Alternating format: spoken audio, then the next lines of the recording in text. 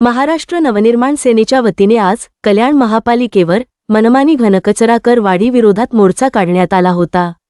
मनसे नेते अविनाश जाधव यांच्या नेतृत्वाखाली हा मोर्चा काढण्यात आला होता।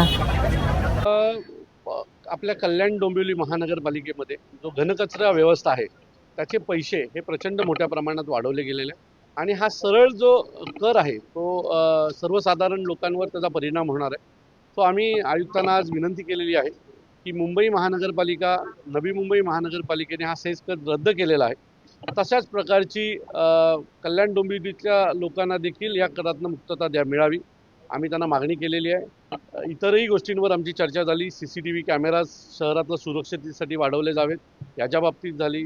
त्याच्यानंतर घनकचऱ्याच्या काही नवीन व्यवस्था येतात त्याच्या बाबतीत आम्ही त्यांच्याशी चर्चा केली आणि सर्व समजून घेतल्याच्या नंतर आम्ही आमची जी मागणी आहे त्याच्या बाबतीत पुन्हा एकदा त्यांना आठवण करून दिली की या मागणीला तुम्ही मान्यता द्यावी, नाहीतर महाराष्ट्र नवनिर्माण सेना आपलं आंदोलन करेल।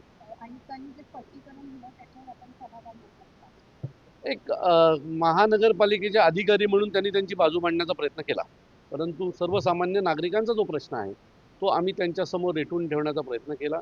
त्यांचं काम आहे टॅक्स जमा करणं आणि त्यातनं व्यवस्था चालवणं, पण आमचं देखील हे काम आहे की लोकांवर काय त्याचा परिणाम होतोय, त्यांच्या कुटुंबावर त्याचा काय परिणाम होतोय हे देखील त्यांना पटवून देऊन लोकांची जी काय भावना आहे ती आम्ही त्यांना समजून सांगण्याचा प्रयत्न केला।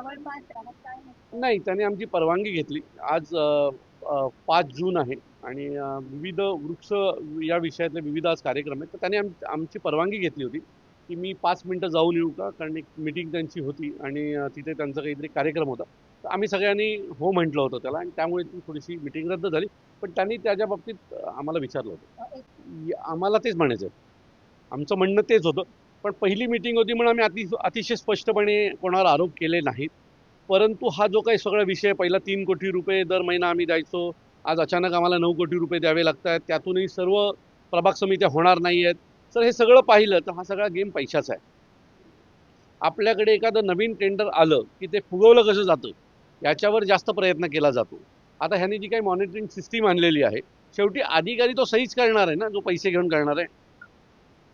त्यामुळे तुम्ही 25 लोक कामाला होती की 50 होती की 75 होती, हा तो जो खाली बसणार आहे तो सही करून देणार आहे आणि त्याने जर पैसे खाल्ले किंवा त्यांनी जर चुकीची रिपोर्टिंग केली तर ते 9 कोटीचं बिल 12 कोटी रुपये पण करायला हे मागे पुढे पाहणार नाही। मला वाटतं की साहेब यायच्या आधी त्यांना करावंच लागेल, कारण आज जरी आम्ही प्रेमाने आलो असू तरी गनिमी काव्याच्या इतिहासावर चालणारे आम्ही लोक आहोत। त्यामुळे हा एक त्यांना करावं लागेल आणि ही लोकभावना आहे, लोकभावनेचा आदर आयुक्तांना करावा लागेल।